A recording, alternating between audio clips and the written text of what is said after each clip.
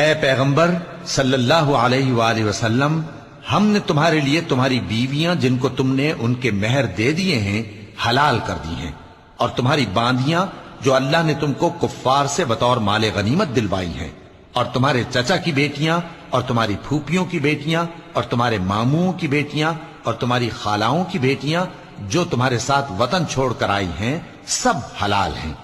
اور کوئی مومن عورت اگر اپنے آپ کو پیغمبر صلی اللہ علیہ وآلہ وسلم کے حوالے کر دے، یعنی مہر کے بغیر نکاح میں آنا چاہے، بشرطے کہ پیغمبر صلی اللہ علیہ وآلہ وسلم بھی اس سے نکاح کرنا چاہیں، وہ بھی حلال ہے۔ لیکن یہ اجازت اے نبی صلی اللہ علیہ وآلہ وسلم خاص تم ہی کو ہے، سب مسلمانوں کو نہیں۔ ہم نے ان کی بیویوں اور باندیوں کے بارے میں جو مہر واجب الادا مقرر کر دیا ہے ہم کو معلوم ہے، یہ اس لیے کیا گیا ہے کہ تم پر کسی طرح کی تنگی نہ رہے، اور اللہ بخشنے والا ہے، مہربان ہے۔